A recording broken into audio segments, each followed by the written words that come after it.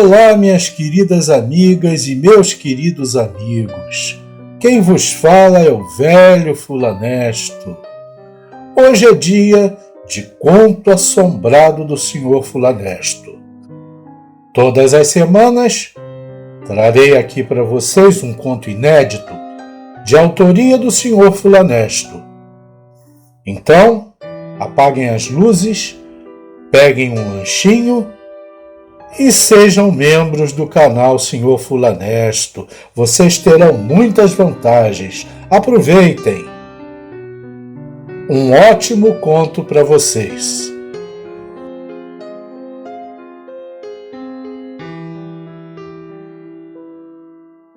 Confidências de uma psiquiatra. Autoria e narração Senhor Fulanesto. Meu inconsciente cria fantasias que minha mente sã nunca ousaria imaginar. Sigmund Freud. Desde que o homem existe, ele tende a se reunir em grupos, clãs e tantas outras espécies de congregações. Sejam elas familiares, filosóficas, políticas ou religiosas, o ser humano propende-se a estar agrupado a seus pares, com quem possui afinidades de pensamento ou simplesmente para sentir-se seguro. É verdade que muitos preferem estar sozinhos. A solidão consente liberdades que não são possíveis quando nos agrupamos. Mas necessitamos de um grupo, pela simples razão de que nem tudo o que precisamos para sobreviver conseguimos de forma solitária. Embora eu viva como um eremita, pertenço há muito tempo a uma sociedade bastante fechada, cujo nome não devo revelar. Seus seguidores, que são muitos, reúnem-se a cada 7 meses num grande e luxuoso hotel, onde ficam hospedados por 7 dias e 7 noites. Tais lapsos temporais têm sua razão de ser. Os nossos encontros, lamentavelmente, foram suspensos em 2020 por motivos óbvios. Para que não restem dúvidas, não se trata da maçonaria. Também não conspiramos para ditar o destino da humanidade e não há qualquer conotação religiosa ou ideológica em nosso ministério. Mesmo não me sendo permitido revelar detalhes de nossas reuniões restritas, posso lhes afirmar que muitas histórias sombrias que tenho ouvido e contado originaram-se de seus participantes. Sempre obtive sua evidente autorização, com as devidas ressalvas. Quando em vez, nossos irmãos de agremiação podem trazer consigo um convidado, amigo ou amiga, para assistir palestras, participar de debates, conhecer o trabalho que desenvolvemos e eventualmente se unir ao grupo, se assim o desejar. Eu mesmo fui um desses convidados há décadas. Ultrapassadas as preleções iniciais, passarei a narrar os acontecimentos tal qual ocorreram. Eu estava presente quando foram relatados. Conclave. No ano de 2005, ao participar de um desses encontros, conheci a médica psiquiatra. Uma mulher inteligente, madura e simpática. Foi trazida por um de nossos irmãos e pareceu sentir-se bastante à vontade no evento. Na dinâmica de um daqueles dias, estavam previstas mesas redondas com 10 a 12 participantes cada, onde seriam debatidos temas diversos. Escolhi aquela cuja temática se destinava à discussão de assuntos atinentes a percepções paranormais e extrasensoriais, por serem mais afetos à minha pessoa. Na mesa em que eu estava e mediava, sentou-se a psiquiatra. Seu nome não é importante. Não tão significativo quanto os fatos que narrou e para os quais suplicou respostas. Ela não as tinha e por isso sentia-se angustiada. A certa altura, ela pediu a palavra, se apresentou e, justificando sua presença no evento, contou que um dos membros da sociedade, com quem compartilhava uma amizade de longa data e com o qual havia confidenciado sua história fantástica, convidou-a a reunir-se a nosso grupo, na esperança de que alguém trouxesse luz à sua terrível questão. Foi saudada por todos, eu a encorajei a falar e indaguei se poderia gravar sua história, aliás, como faço sempre que posso com todos que desejam me confidenciar fatos incomuns. Ela assentiu e principiou seu relato. Senhores, agradeço a oportunidade de poder debater com tão ilustres personalidades. Sou uma mulher voltada para a ciência, graduada há muitos anos e dedicada às questões da mente humana. Obrigo-me à constante atualização de meus conhecimentos. Estou acostumada a diagnosticar, tratar, reabilitar e prevenir transtornos mentais e comportamentais. Entretanto, não estava e ainda não me sinto preparada para explicar o que se passou comigo. E isso me aflige, disse ela em tom cismático.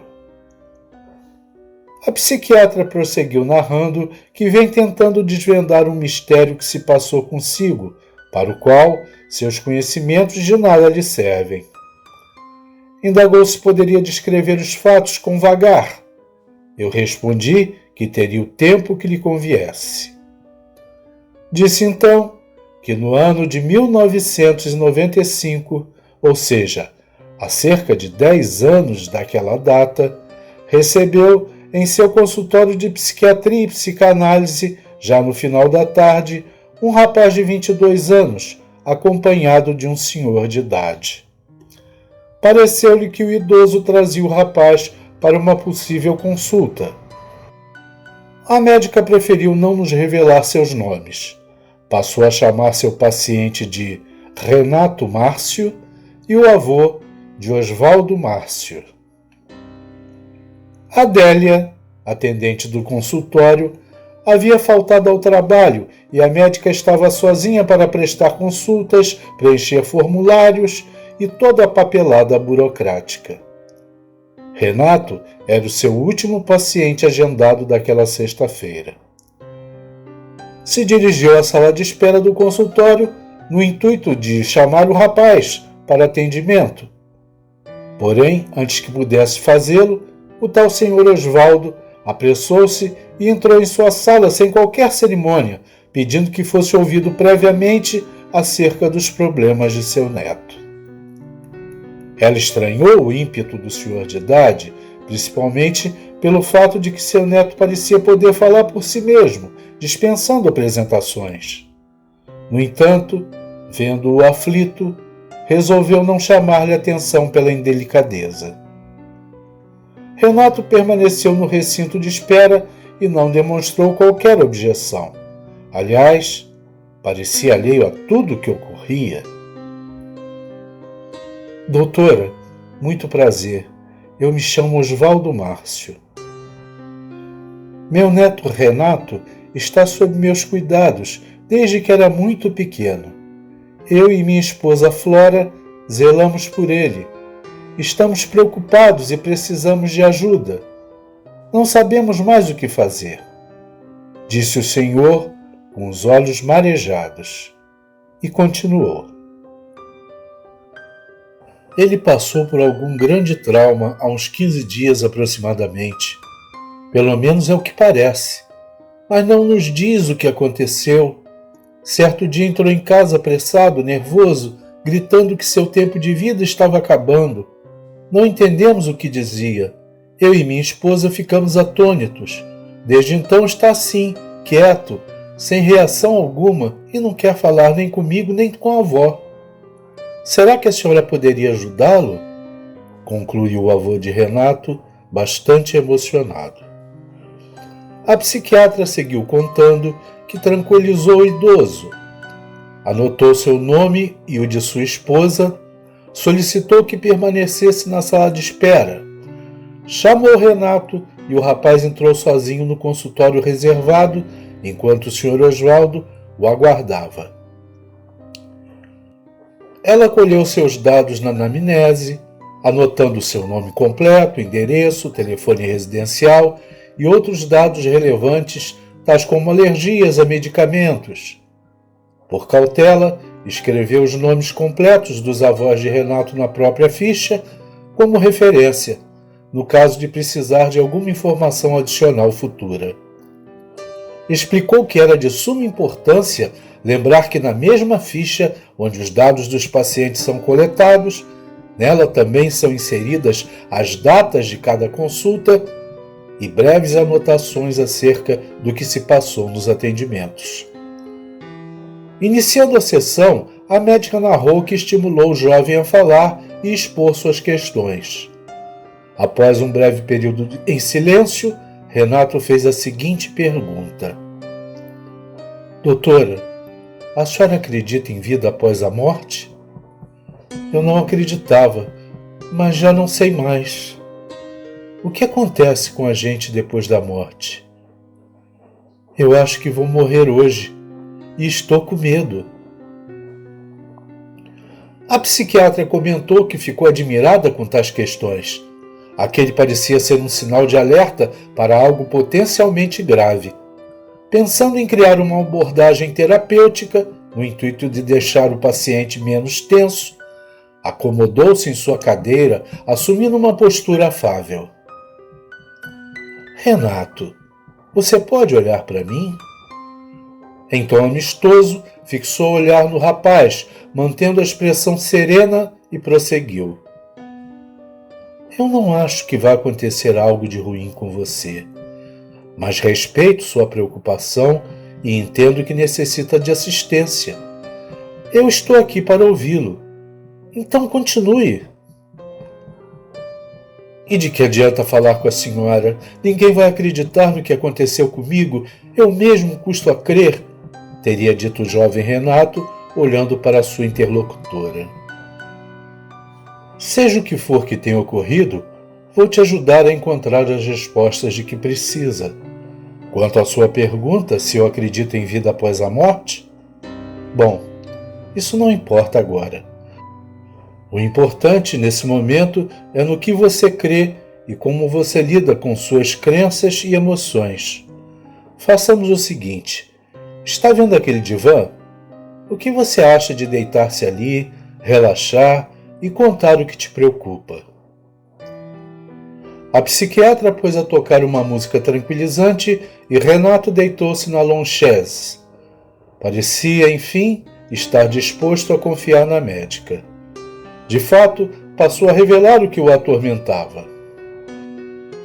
Eu estudo odontologia na Universidade Federal. Estou no 2º ano da faculdade e concorri a uma vaga de monitor no laboratório de anatomia. Consegui a vaga, continuou Renato. Há 2 semanas, cheguei mais cedo, como de costume, e comecei a preparar as peças anatômicas para a próxima turma. Eu estava sozinho, pois o funcionário do laboratório ainda não havia chegado. Coloquei minha lamparina odontológica apagada sobre a bancada de azulejos. Ela é sempre útil no decorrer das aulas. Em seguida, posicionei sobre a mesa a peça anatômica, uma cabeça humana que seria estudada naquele dia. Nesse ponto da história, contou que Renato levantou-se e começou a andar de um lado para outro, ansioso e hiperativo. Renato, tenha calma, respire devagar, deite-se para tentar se acalmar, disse ela preocupada. Recordou-se dos ensinamentos de Carl Gustav Jung, grande médico da psicologia analítica, que norteava sua conduta médica.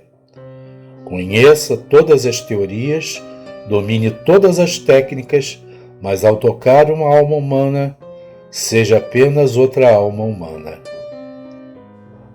Prosseguindo, Contou que Renato pareceu não dar ouvidos e que ficava mais nervoso a cada instante. O jovem disse à doutora que, ao virar-se para descartar suas luvas, ouviu um som, como se algo se arrastasse sobre a bancada de azulejos. Prosseguiu. Eu me virei para a bancada e a lamparina odontológica se acendeu na minha frente e começou a dar voltas e mais voltas na mesa, ao redor daquela cabeça. Disse-nos que Renato desatou a chorar. A psiquiatra, não conseguindo acalmá-lo, necessitou aplicar um sedativo leve no paciente e o deitou no divã. Pensou na falta que Adélia fazia logo naquele dia. Doutora, continuou Renato fitando a médica, a lamparina voou em minha direção, bateu com toda a força em meu peito, quase me queimando. Enquanto eu tentava apagar o fogo e entender o que havia acontecido, Renato hesitou. Aquela cabeça abriu os olhos e falou comigo. Disse que eu ia morrer em 26 de maio desse ano. Eu peguei minhas coisas e saí correndo. Não voltei mais para a faculdade. Eu estou apavorado, doutora. Me ajuda. Hoje é 26 de maio. Eu não quero morrer. A médica, reportando seus congregados em nossa mesa de estudos, continuou. Senhores, eu percebi estar diante de um quadro psicopatológico grave, talvez psicose, e precisaria de mais tempo para entender como tudo iniciou. Seguiu narrando que conversou longamente com Renato até que o jovem lhe pareceu estar mais centrado e mais calmo. Prosseguiu. A sessão já havia se prolongado noite adentro e o relógio de parede marcava 23 horas. Assim achei por bem encerrar a consulta. Deixei Renato em meu consultório por um instante e fui até a sala de espera onde o Sr. Osvaldo permanecia sentado, esperando pelo neto. Eu disse a ele que Renato não poderia ficar sozinho, deveria estar sempre acompanhado por alguém. Eu temia que ele atentasse contra a sua própria vida. Cogitei interná-lo para seu próprio bem. Seu avô, no entanto, me garantiu não ser necessário, pois o vigiaria constantemente. Informei que era crucial iniciarmos de imediato o tratamento para que não ocorressem complicações e agravamentos. Quanto mais cedo começasse, melhor seria o prognóstico de seu neto. Voltei para o consultório onde Renato me aguardava. Renato, segunda-feira quero você aqui no primeiro horário, ok? Porém, ela contou que o rapaz a interrompeu. Ele estava convicto que morreria antes de acabar o dia. Não me espere, doutora. Será tarde demais.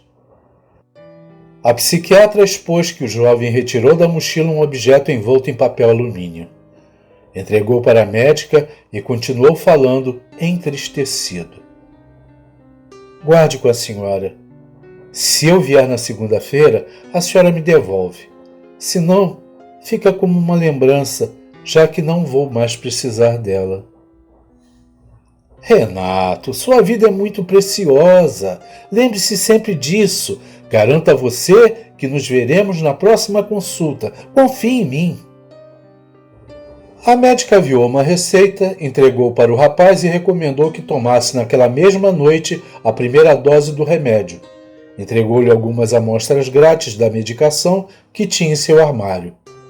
Enquanto o jovem e seu avô desciam para o primeiro piso do edifício, segundo nos foi narrado, a psiquiatra sentou-se à mesa e desembrulhou o objeto. Pouco depois, ouviu uma freada brusca e um forte estrondo vindos da rua em frente ao prédio.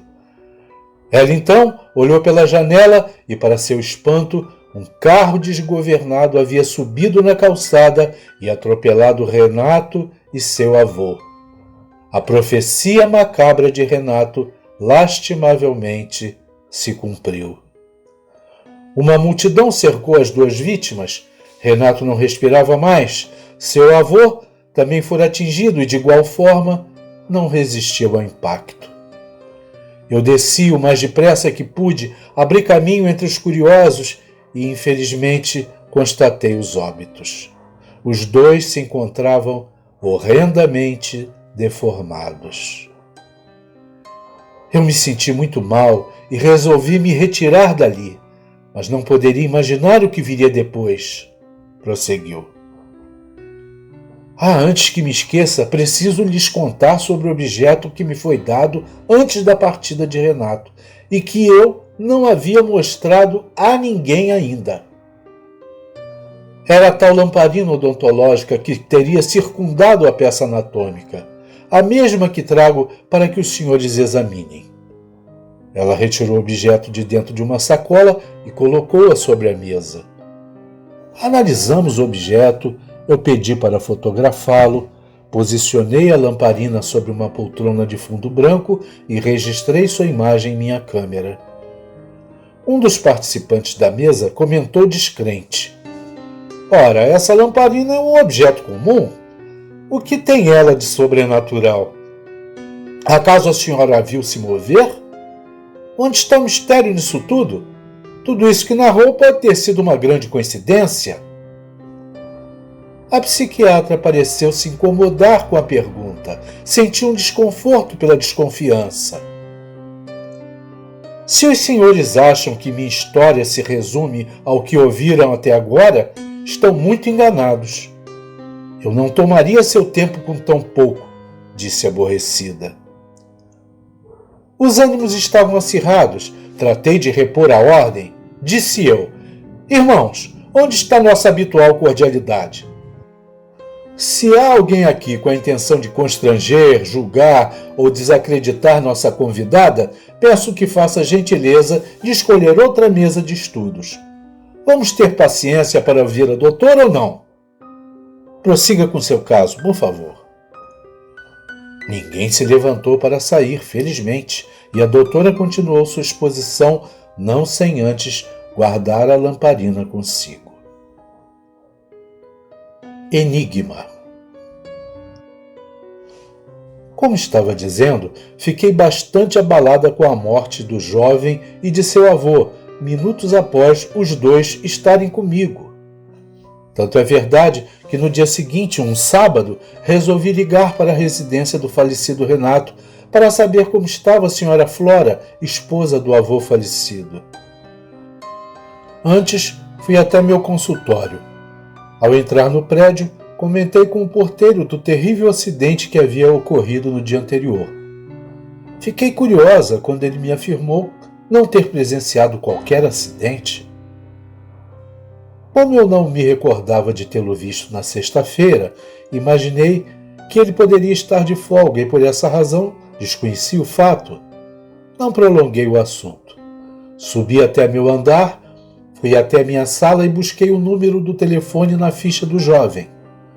Liguei e fui atendida pela senhora Flora Márcio, avó de Renato. Me apresentei. Dona Flora parecia muito abatida, era compreensível. Aparentou estar sob efeito de algum sedativo. Indaguei sobre o horário e o local do sepultamento.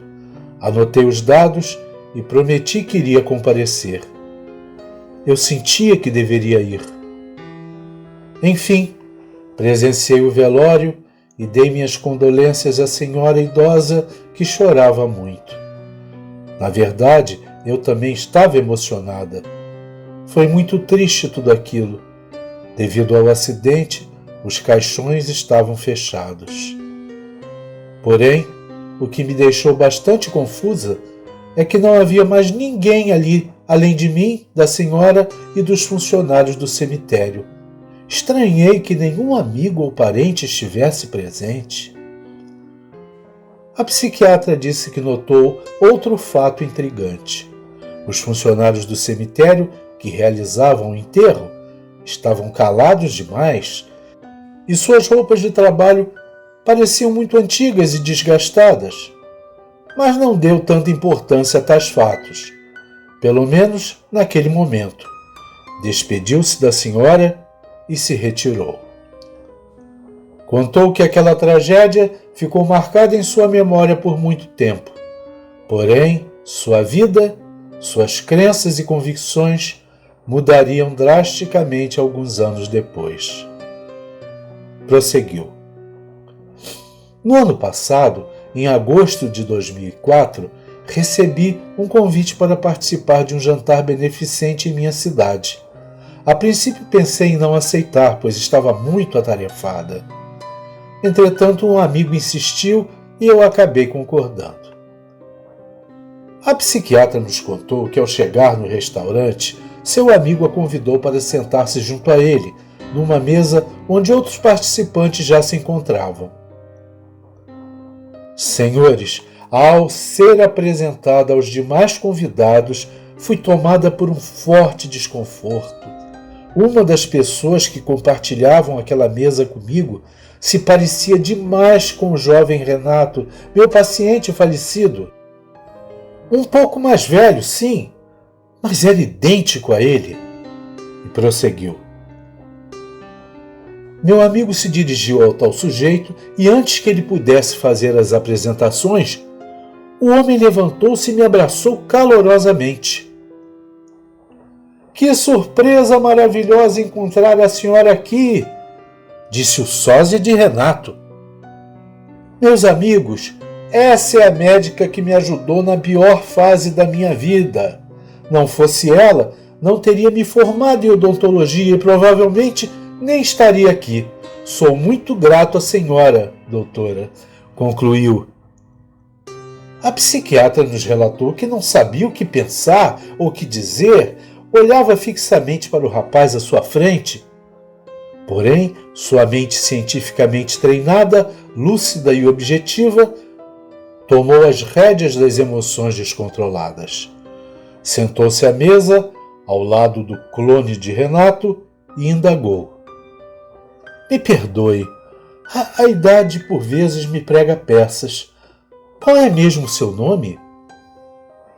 Não está lembrada de mim? A senhora me tratou por 4 anos. Eu não me esqueço da data em que lá estive pela primeira vez com meu pai, 26 de maio de 1995. Como eu poderia esquecer? Essa data marcou minha vida. Mas qual é o seu nome? Vociferou ela, atordoada e incrédula. Eu sou Renato Márcio, doutora. Com certeza a senhora vai se lembrar de como eu estava mal. Achava que ia morrer naquele dia, lembra? Prosseguiu o rapaz, enquanto a médica perdia gradativamente o comando de sua razão. O rapaz se dirigiu a um senhor que se aproximava da mesa. Pai, olha quem está aqui! Doutora, que satisfação! Quantas vezes pensei em retornar ao seu consultório para agradecer a cura do Renato. Mas a senhora sabe como é, a vida corrida. O tal senhor, sorrindo, cochichou em seu ouvido. Adélia ainda trabalha para a senhora? Moça encantadora. A psiquiatra nos disse que ficou chocada. Nunca havia visto aquele homem antes. Estava confusa. Encolheu-se no espaldar da cadeira como a buscar um refúgio seguro para si mesma. Nesse instante, sua razão sucumbiu de vez às suas emoções desordenadas e, dirigindo-se ao pai do rapaz, perguntou em voz alta, irritada, decidida, chamando a atenção de todos no restaurante. Quem é o senhor? Aliás, quem são vocês dois? Levantando-se da cadeira e voltando-se para o amigo que a convidou ao evento, disparou. Você me convidou para promover essa brincadeira sem graça? Idiotas! Sua reação deixou os componentes daquele encontro surpresos e ficaram mais surpresos ainda quando ela continuou a gritar. Renato está morto! Foi atropelado em frente ao meu prédio. Eu mesma constatei seu óbito e de seu avô naquele 26 de maio. Foi o avô de Renato. Qual era mesmo o nome dele? Não me lembro agora, mas foi ele quem acompanhou Renato ao meu consultório. O senhor aí, que se diz pai desse farsante, eu nunca vi na minha vida. E mais, fui ao enterro dos dois, de Renato e de seu avô. Eu e a avó de Renato vimos o sepultamento. Lembro-me muito bem, como se fosse hoje. Os senhores são impostores. Com certeza a senhora está desorientada. Eu não conheci meus avós maternos e paternos. Todos eles morreram antes de meu nascimento. Eu comparecia sozinho ao seu consultório, doutora. Por vezes, meu pai ia comigo. A senhora está sendo grosseira conosco e com todos aqui. É melhor a senhora se acalmar e parar com esse escândalo. Renato a segurou pelo braço e seus olhos expressavam ódio. Eu me soltei das mãos daquela criatura. Me retirei da mesa sem me importar com educação ou respeito para com os demais, certa de que algo muito estranho estava acontecendo. No meu íntimo, torcia para que alguém estivesse me pregando uma peça ou coisa parecida. Aquele não era Renato, eu tinha certeza absoluta, ou, na verdade, rezava para estar certa. Entretanto, quando saí às pressas do restaurante, o homem que se passava por Renato me indagou. Quero de volta a minha lamparina, que a senhora nunca me devolveu. A senhora ainda tem, não é? Eu parei onde estava. Como ele poderia saber sobre a lamparina? A não ser que fosse ele o próprio Renato. Não olhei para trás, saí do restaurante aturdida e fui para casa. Porém, resolvi que iria chegar ao fundo daquele mistério. No dia seguinte, no meu consultório, pedi que a Adélia procurasse a ficha de Renato no arquivo. Queria me certificar que nela constava apenas um atendimento, o do dia 26 de maio de 95. Para minha surpresa, Adélia perguntou: qual Renato? O estudante de odontologia que tem um pai bonitão? Como você sabe disso? Você nem estava aqui quando eu o atendi, disse eu entregada. Como não, doutora? Quer dizer, na primeira consulta eu não estava, mas me lembro bem dele e de seu pai das várias sessões em que ele compareceu. Tem notícias deles? Adélia, o que você está me dizendo? A médica disse que pegou a ficha de Renato e, para sua surpresa, nela estavam anotadas com sua própria letra, em várias páginas grampeadas, muitas consultas médicas, as quais ela tinha certeza de que nunca aconteceram. Porém, não constava escrito o nome do avô e da avó do rapaz, que ela mesma anotara na primeira sessão. Quem colocou essas informações aqui, Adélia? Todas essas consultas? Foi a senhora, ué? Não é sua letra? A psiquiatra atarantada pegou a ficha, deixou o consultório lotado de pacientes aborrecidos e foi até o cemitério onde o enterro de Renato se deu. Não lembrava onde se localizavam os túmulos, mas lembrou-se do nome do avô de Renato, Osvaldo. Pediu ajuda ao funcionário da necrópole, informou a data provável do enterro e os nomes dos falecidos, Renato Márcio e Osvaldo Márcio. Olha, senhora, nos meses de maio e junho de 95, não há qualquer anotação de sepultamento dessas pessoas. E pelos nomes, o senhor não consegue localizar? A psiquiatra nos contou que o homem pegou outro livro empoeirado. Custou, mas achou que procurava. Existe em nossos registros o sepultamento de um senhor Osvaldo Márcio, mas Renato eu não achei. E outra coisa, não foi em 1995. A médica prosseguiu contando. Ele anotou num papel a quadra, a rua e o número do túmulo do Sr. Osvaldo. Me entregou, indicou a direção a seguir e eu agradeci. Fui ansiosa até lá, esperava encontrar os jazigos. E encontrei os dois, um ao lado do outro. Era exatamente o local onde eu havia estado com a avó de Renato naquele ano de 1995. Eu fiquei, de certa forma, um pouco aliviada, afinal, estava certa. Porém, não havia qualquer inscrição de nomes ou datas nas lápides. Anotei o número do túmulo contíguo ao do Sr. Osvaldo, onde Renato havia sido enterrado, e retornei ao escritório. Perguntei ao moço que me atendeu o nome da pessoa que estava enterrada lá e a data do sepultamento. Me desculpei pelo incômodo, mas ele teve boa vontade em me ajudar. Como disse para a senhora, o primeiro é do Sr. Osvaldo.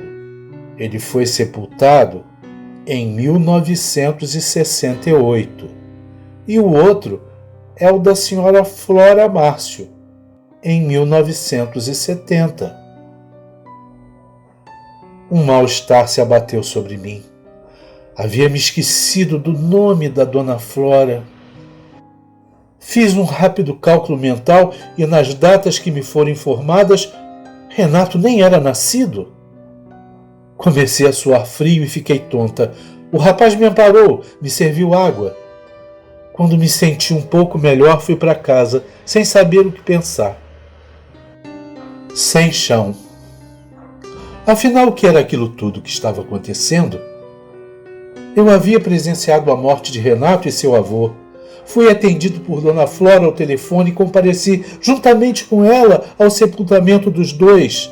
Havia anotado na ficha de Renato apenas a primeira e única consulta em 26 de maio de 1995. Entretanto, muitas outras consultas estão relatadas com detalhes em sua ficha e com a minha letra. Adélia recorda das várias consultas de Renato e da presença de seu pai em meu consultório. São os avós de Renato que estão sepultados no cemitério. E, por fim, encontro Renato, 9 anos mais velho, em perfeito estado de saúde, agradecendo por sua cura, acompanhado de seu pai, que eu nunca havia conhecido, e exigindo o objeto que havia me entregue. Não sou louca e jamais fui acometida de delírios. Nada disso faz sentido para mim. Por tudo que os senhores ouviram, é que eu decidi vir aqui hoje, a convite, na tentativa de que alguém possa me explicar como tal fato pôde ocorrer. Como posso ter presenciado a morte do rapaz e, ao mesmo tempo, esquecido das tantas consultas e tratamentos que dediquei a ele? A psiquiatra encerrou sua impressionante explanação. Nos debruçamos sobre o caso longamente, porém, qualquer hipótese que aventamos mostrou-se fracassada. Os elementos não se encaixavam. Realidade paralela? Falsa memória? O que mais? Todas as teorias foram testadas e reprovadas. Um dos participantes, de forma abjeta, sugeriu que a psiquiatra estivesse mentindo. Foi severamente repreendido pelos demais. Lamentavelmente, em toda a comunidade existem pessoas vazias, sem escrúpulos, que se arvoram de julgadoras, desejosas de uma atenção que beira a natureza doentia. É possível até que os fatos narrados por ela, ou mesmo parte deles, não tenham existido no plano físico. Entretanto, não significa que a psiquiatra tenha mentido. Pode muito bem ter vivenciado a história, reputando-a legítima e permanecendo em seu íntimo como verdade para si mesma. Ademais, se parte dos fatos não condizem com a realidade, não há razão para invalidar o restante da narrativa. Quando se está diante de um caso ou de uma história, deve-se levar em conta que é a memória quem dita as regras, e a memória é tão falha quanto qualquer juízo de valor. De fato, parafraseando o já citado mestre Carl Jung, queremos ter certezas e não dúvidas, resultados e não experiências, mas nem mesmo percebemos que as certezas só podem surgir através das dúvidas e os resultados somente através das experiências. Assim, por infortúnio, a psiquiatra se despediu do evento sem a resposta que tanto buscava. ainda não creio que a tenha encontrado. E vocês? O que acham que aconteceu? Tem alguma teoria? Fim. Obrigado por assistir. Se gostaram, deixem seu like, compartilhem com seus amigos, seus queridos. Não deixe de se inscrever no canal Senhor Fulanesto e tornem-se membros. Há muitas vantagens para quem é membro do canal. Nos vemos num próximo relato. Um beijo no coração de vocês e fiquem com Deus.